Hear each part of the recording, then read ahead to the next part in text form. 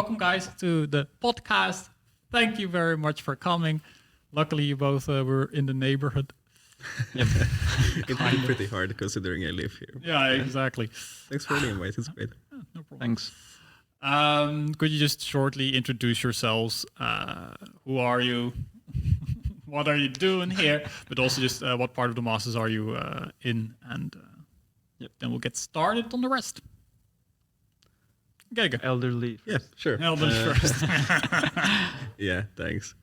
I'm Gergő. I'm from Hungary. I'm a second-year student currently at the Masters.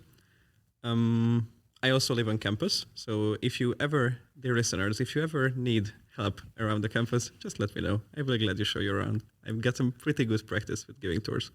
You just ask around for Gergő and they know. They will know. They will know. Thank you, man. I am Giorgio. I'm an Italian student and I'm a first-year master student. And I also live in the Bosch. Unfortunately, not on campus, like this lucky guy. Well, I think from what I've heard from other international students, you can still be quite lucky you have a room here. Yeah, sure. Where are you living then? I live next to Oosterplaats, here in Den Bosch. I've been living here for a while. I should know where it is. Yep, exactly. Somewhere in the east. Somewhere in the east. Yep. Cool. The east part of Den Bosch. I wouldn't say outskirts because it takes like 10 minutes by bike, so it's doable. It's very doable. I cannot complain. Chill, man. Yep. And you did the pre-masters, right? I did the pre-master, not fully because I just had to do 2 courses out of 5, but it was an experience. It was an experience. It was a nice experience. Okay, it was a nice experience. Yeah, nice experience. That's good. What things did you need to do? Like the programming stuff? I just had my major during my bachelor was computer science, but mainly software engineering. Okay. So we didn't do, for example, machine learning. Mm-hmm. So I had to do machine learning and they weren't okay with my statistic course. So I had to retake that. Oh, really? Yeah. How come? Was it just I don't know. Probably we didn't follow like the same topics. Didn't follow the guidelines. Yeah, I don't know.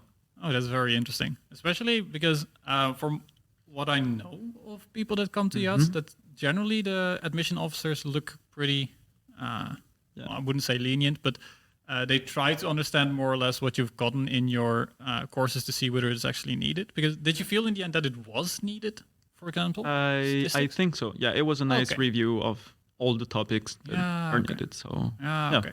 I've nowadays I even have that. I'm also an alumnus, of course. Should probably put it in the intro. Hello, I'm Fabian. What's up? But nowadays they also have a statistics bootcamp. And to really ensure that everyone has a more or less similar statistics background-ish when they start the studies. You're starting that next week, right? Yes, exactly. First week of classes, we're just going to be from Monday till Thursday. We have this statistics bootcamp, and then on Friday we have the exam. Oh, you guys have an exam in the bootcamp? Yep. Was that also the first time? Nope, we get it easy. Yeah. It's part of the improvement that we introduced. Yeah. I also heard that they put it now in the first week because during your year it was in the fifth or something. Yeah, but that was a bit late. Yeah, I think it's a bit weird. I think it's nice that we have it right away. So yeah. It's also a nice warm up to school.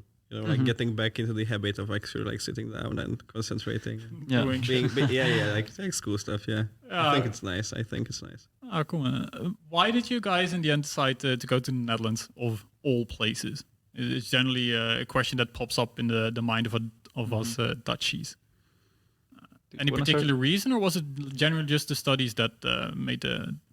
Oh, I went country first, actually. So I wanted to go a bit northern than Hungary. To try out this atmosphere. I looked at just more what kind of atmosphere?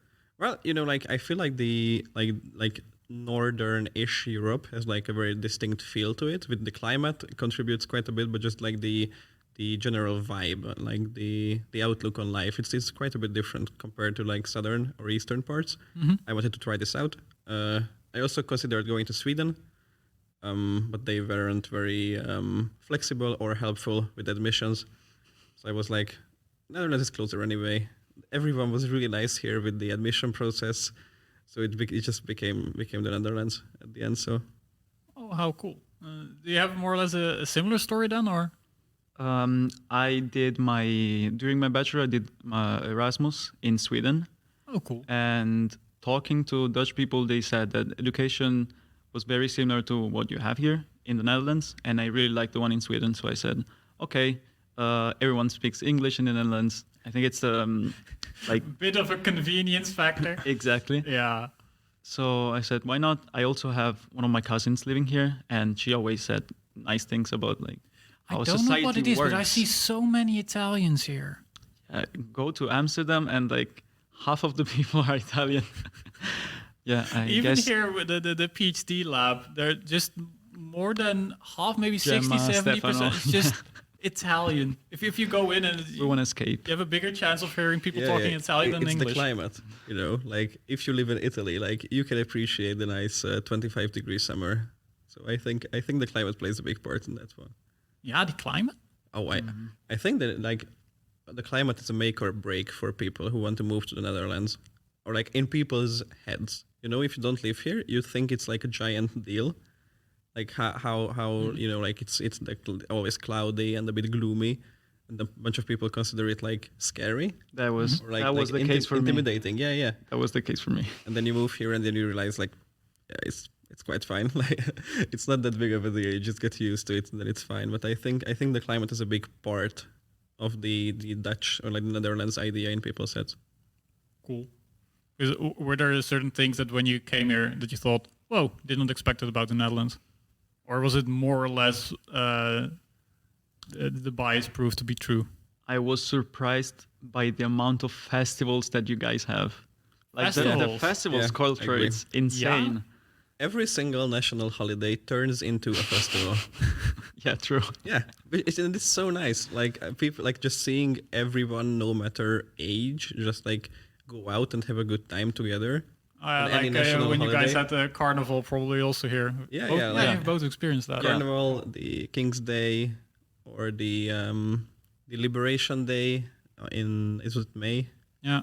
Yeah. That's all of them just turned into a big party, and that was really nice. Like it's great to see people just like enjoying their time. So How fun! I'm personally, I hate crowds, and I'm the one who sits alone in the room to ensure that hey, there's too many people outside. I will stay here. But it's fun to hear that apparently the festival culture is a thing in Netherlands. I thought it would be more or less definitely. similar also in Italy or Hungary, but apparently not as much. not as much. Also, we more or less have like sad national holidays. You know, Hungarian history being what it is, we mostly celebrate like losses or tragic events. So it's not exactly like a big party time. Yeah, it was a relief, you know, all the happy holidays you have here. Oh wow, we're positively minded folk. I hope. Yeah, it's great. Yeah. If I can add one other reason why I came here, it's the efficiency. Like, we are so efficient. I wanted to get my residency, for the house, and it took me like 1 day or so. They just called me from the municipality saying, "Oh, can you come tomorrow morning?" And I went there. It took us like 5 minutes, and they gave me the how was it called? BSN or something. Yeah, the BSN. Yeah. Yeah, they made it like very fast. Oh, cool. And It feels was like quite everything's nice. very well thought out, you know? Like as you go through any administration process or like anything that you would need to do, like in the general order of things, it feels really thought out. When you have to like go from the thought out route to like edge cases, it gets a bit more fuzzy, you know. Like sometimes a bit of flexibility could do good for the country, but like 95% of the cases it's extremely smooth, like just getting everything done. cool. Makes me a bit scared about other countries because as a true Dutchman, we always whine and get annoyed about the smallest things that aren't going exactly as we want it to. But apparently we have it decent here. Yeah. Yes. More than decent, I'd Okay, say. more than decent. Oh boy. Fun. And then we'll stay from holidays visiting your countries. Because you guys do have better food. Yes. Do you know of the small pizza place here, Pizza Picotta? I heard of it many times. Really I never good, tried it. Really good I still Italian never pizza tried it. because they're just Italians. And there's also really good Italian ice cream parlor. Why are you laughing about it? And it's just funny to me that the places here that I know that have good food are generally just Italians who come here. Yeah. Yeah, it happens quite often that if I'm with my friends, we just go for Italian places and like, can we can't try blame something you. different, please? Okay, what do you guys think of the Dutch cuisine for as much as we have it? You can be honest. The loudness of the silence. Yeah. I think like the finger food, like the boral stuff, is really nice. Just like all the like the snacks. Like the snack culture here is elite. That's I have to give it to you. We have good snack culture. Yes, absolutely. Otherwise, cuisine. Well, I don't know. Like I come from a cuisine where salt and pepper are not considered spices because they are just the default. So like encountering here salt and pepper being considered spices was a bit of a change for me. Yeah. When I cook for my parents, they think black pepper is spicy. Yeah. So it was that was I think my only culture shock, like the only major culture shock. Like just Dutch food in general. I didn't know what to expect other than like everything deep fried. Like, but those are the snacks. If you stray from the deep fried snacks, then you are really like. So how was in the end the decision process to actually choose for this particular masters in the end? Like, what was the decision process you guys were more or less going through to, in the end up here? For me personally, let's say that during my upbringing, I always felt like I wasn't doing practical stuff, working on projects enough. And then when I was looking for all the masters, I could just find like very theoretical masters. Then when I encountered this one, I would say like it was love at first sight. But I was really digging it, and yeah, I tried to learn more, and then I contacted like Nigel, and he was very available like to talk to me and to explain more. So also the hospitality of the people here, it's excellent. Yeah, I also think that because you already say Nigel. Yeah. Who is this Nigel you speak of? It's our education. No, I don't know the title. Yeah, I believe it's study he's advisor. the everything He's dude. the guy. Yeah, he's the guy. If you like need the any handyman. help. Yeah. I used to be ambassador for the studies and stuff like that. So I'm also still part of all the WhatsApp groups of every year. And I saw that one particular group now has a sticker also of what was on it? Something like Ask Nigel or something. Yeah. We have the sticker. Not surprising though. No, boy oh boy. I might also secretly send Nigel those kinds of things like, hey, you have a sticker now, and he's actually quite proud of it. Yeah, of course. He approves. I would be too. Cool, man.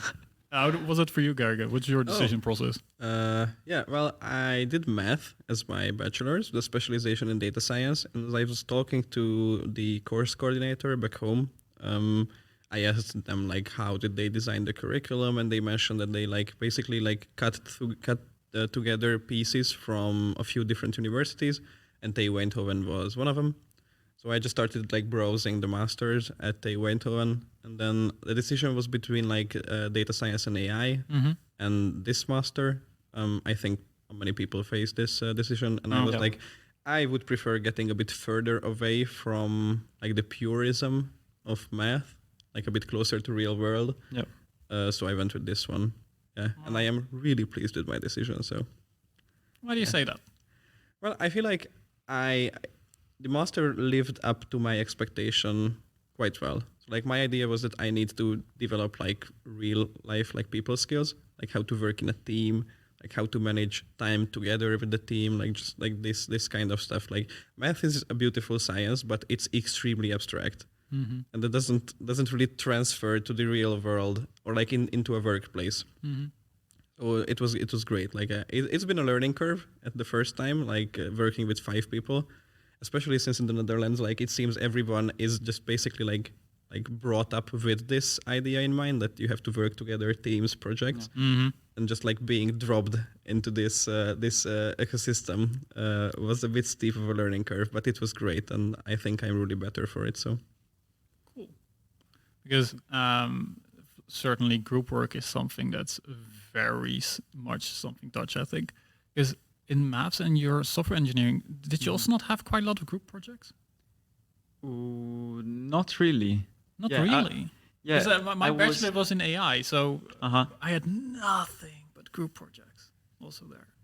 It wasn't the same for us because we had a lot of theory to learn, and they weren't focusing on project as much. So it would be like a small part of the credits that you would get. So probably, for small projects we had those. But I feel like here they really value like doing all group projects because that's probably what you're going to do after the master and when you go to work for a company. You're never going to be alone. You're never going to do everything by yourself. So true. That's quite fun to hear because, I more or less had a similar story. I also studied AI and then I wanted to do, something with data science. And I didn't want to do a full data science master's as in purely theoretical. Also what you guys are saying. And then I thought, I want something more pragmatic, something you can also learn not only how to build cool stuff, but also how to make sure that it has value, that you can get that value from it, which is very much, I think, the majority of how the technical people get in to JADS. Purely by coincidence, we are all three technical folk. There's, I think, a 50-50 split, more or less, between people with a business background and more technical background. I think. I don't know about the new cohort, but previously it was getting more and more technical. Like our cohort had more technical background than non-technical. And I think the trend will continue in this regard because I think getting from a business background into this master is considerably more difficult than coming from technical background, purely because like the most technical skills that we mention as technical skills need practice. Programming. You can understand how programming works, but to get good at coding, you just need to do it a lot. And you can pick up like business understanding quite quickly because it doesn't need that much practice.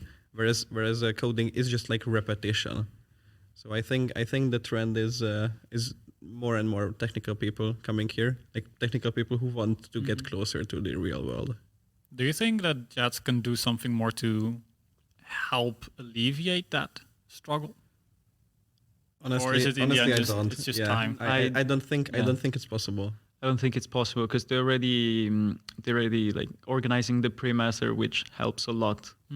So, for example, I think in my year we also have someone from psychology, and if you wanna, they wanted to change the master, like it's completely different, but they still managed, and I think it was a huge help from JADS itself. And do you know how pre-master is as good as it gets? Like alleviating it. Do you know how that person is also doing in her studies right now? No idea. No idea. Oh yeah, of course, because she only just finished the pre-master. Now exactly. she's going to go We're into the starting master. Yeah, of course. But he passed all the technical exams, so that's a good sign. sign. You should be prepared. There's only so much you can crunch into half a year, but from what you can crunch into a half year, they seem to do a pretty decent job to prepare you. That you can at least go through also the entirety of the masters. Yes. That's, I think, as much as you can ask. And then, of course. And then the practice comes later. Also a bit of self-study. But I guess a lot of people also don't particularly come here with the idea that us tech people more have. Yeah, probably. Like, you don't need to be like a proficient software engineer to get by as a data scientist, thankfully. And they might also go more towards the data professional routes, I guess. Exactly. The communication pillar between both teams. Also, now that the university has changed this way of organizing the program, because we have 4 different routes that you can take. So that makes it very flexible. Oh yeah, it was based on specializations, right? Yep. Data engineering, data scientist, data analyst, and then research. Data-driven researcher, exactly. Yeah. So then you have all those 4 pillars. I heard it especially also because of the practical part of the master that they want to put research also a bit more up in front and center for those who want. Super cool, I think. Then, cool. I'll cut that out. So one thing that you do hear from a lot of international students that come here is housing. and I thought we should at least kind of broach the topic, because I heard that a few universities this year even said to internationals, yo, if you don't have a room by August, how about you just don't come at all? Yeah, it's pretty bad. Yeah. I started yours. Yours is a bigger success story than mine, so... Yeah, since I fortunately have... I started searching for housing like very late, because I knew I was coming 2 weeks before the master started. So it was like very fast for me. I was panicking when I knew it. And yeah, as I said, fortunately, I have a cousin living in Amsterdam. So I just like slept at her place for 3 weeks, but I didn't have a house or anything. My savior was basically Kamernet, an online platform, which is you have to pay for it. It's pretty pricey. It's like 25 euros for like 10 for like 2 weeks. But really, is it 50 a month? Yeah, but it really helped. And you're not supposed to use it for multiple months. You know, like you pay for 2 weeks and you should aim to get the room in 2 weeks. Yeah, so. okay. Yeah. Okay. And for you, that was also doable then? Yeah, it worked after like 10 days. But the nice thing is actually that they mostly accept internationals, and they actually answers to like questions, and they just don't like delete the message. They actually like try to. Are they a provider that help you get a room, or just here's a listing of a room, do your thing? Yeah, it's mainly private landlords. Yeah, okay. Yeah, since it's paid and it's more reliable website, let's say. So did you have to do anything like a viewing or something? No, you just talk to the landlord, and I went there. I saw the room. I was okay with it. I said, okay, I'll just take this one. Cool. Also, viewings are often for student houses. You know, like multiple students living together, and they like someone leaves, and then there are 5 for a 6-person house. So like viewings are mostly a thing of those houses. But as an international, it's pretty difficult to get into those, obviously, because they like if there's a Dutch-speaking household, it's quite an obstacle. Yeah, and generally, what I know from my experience, or at least people that I know of, is largely you should already know someone in that house. Otherwise, you have very little chance getting in. Yep, someone vouching for you. Yeah. Because I think you also started on a couch somewhere for a little bit. A little bit, you can say. Yeah. My housing story is quite exotic, I would say. I was crashing at a friend's place for 3.5 months before I found an apartment. I got really lucky having the connections and the people around me helping me find the room. Thank you, Fabian, for your contribution in the process. So yeah, it was quite difficult for me, but in the end it worked out quite fine. But yeah, that's something that you should be prepared. If you're coming to the Netherlands, start looking extremely early and take what you can get, because there won't be many options open by the time that like actual school starts. Yeah, so, and it's much easier to get something else if you're already here, I think. Yeah, exactly. Right. Oh yeah, that helps a lot. But if you, so like my biggest takeaway from looking for a room was that I started really early, because I got back my application admitted in like May. I started looking in May, and in May the options were there. Like there were houses available. But I was like, oh, I can just like, wait and think about it more. I have my options. I can decide later. Yeah, you can't. It's just like they all got taken away. And I arrived in August 21st, and I got my room to my own apartment December 7th. So everyone can do the math. It's not great. Yeah. Also, I think Facebook groups are a large hit or miss for people. So like, if you have like it's great if you can sell yourself really well, but again, it's mostly, from what I've seen, it's mostly like Dutch speaker listings in Facebook groups. And also they have like those viewing nights where you're like 20 people basically like fighting for one room. Yeah, they do a party where they invite all the candidates for a party, and then they just decide who they like.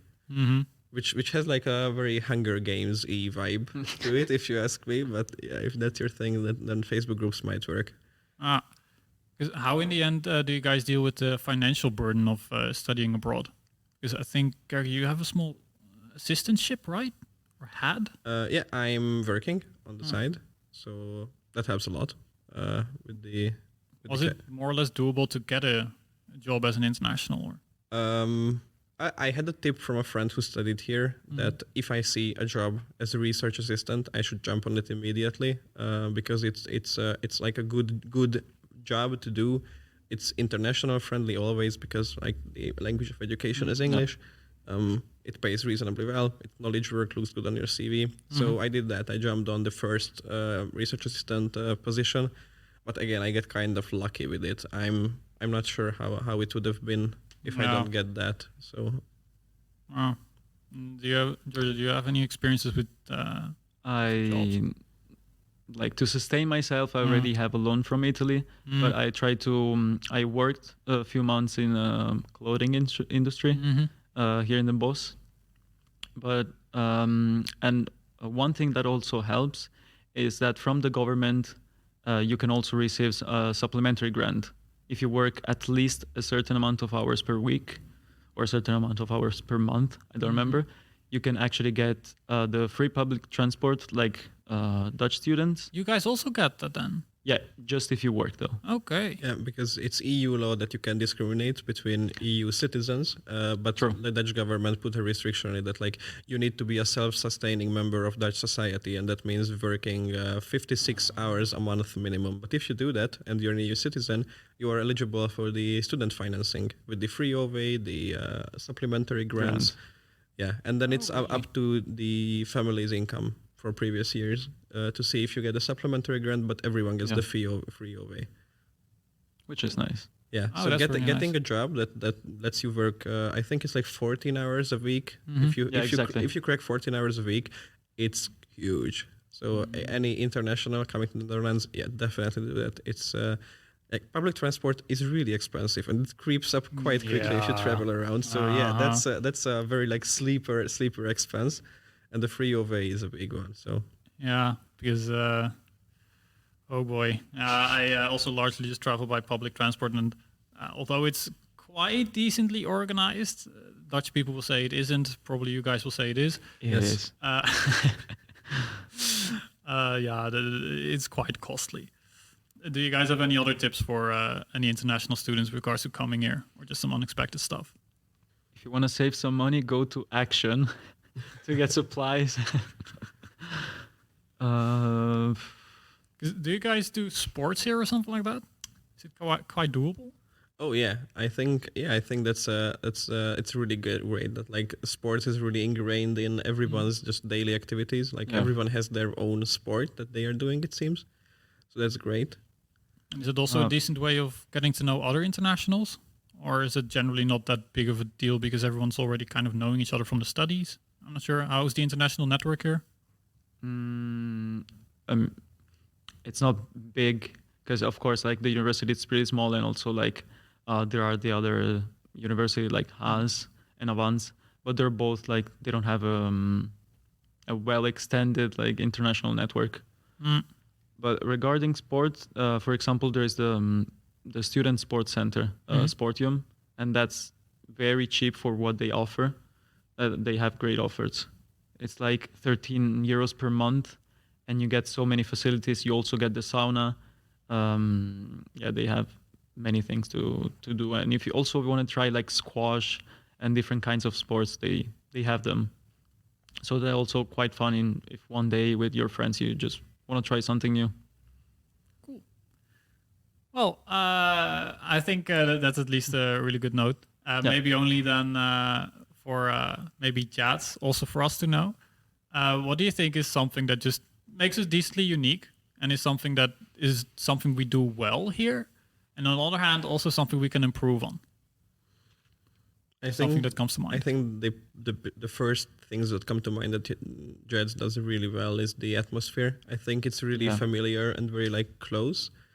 And it just facilitates like better discussions. Like if you have a question about something, you can just like intercept the teacher on their way into the coffee machine and talk to them, and they will gladly get into a discussion of topics. And I think that makes like the flow of information, like just like the knowledge exchange, really natural. I think that's great. Everyone is willing to help you. Yes. Like no matter who they are, they're just always there. Yeah, as you said, it feels like a big family of teachers and students working together towards knowledge. Yeah.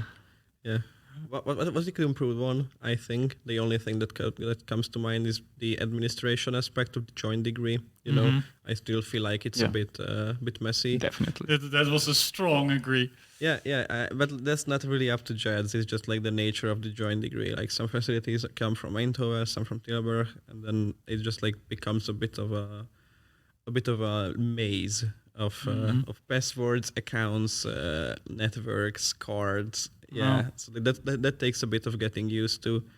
We should probably like do another boot camp on like how to manage all instead your of accounts. the statistics boot camp, we need like that one. How to log into various networks. Yeah. For example, I still don't have the Tilburg University card. I lost mine. We can go pick it up together. Yeah, during my time as a student, I think I went to Tilburg University twice, and both was just for my card. Yeah. I think, and that was kind of more or less it. Boy, oh boy. Oh well. Oh well. Well, we'll get on that and see if we can improve that. Oh boy. I thank you guys very much for this small conversation, and see you guys in the hallways. Yes. Thank you for having us. Thank you.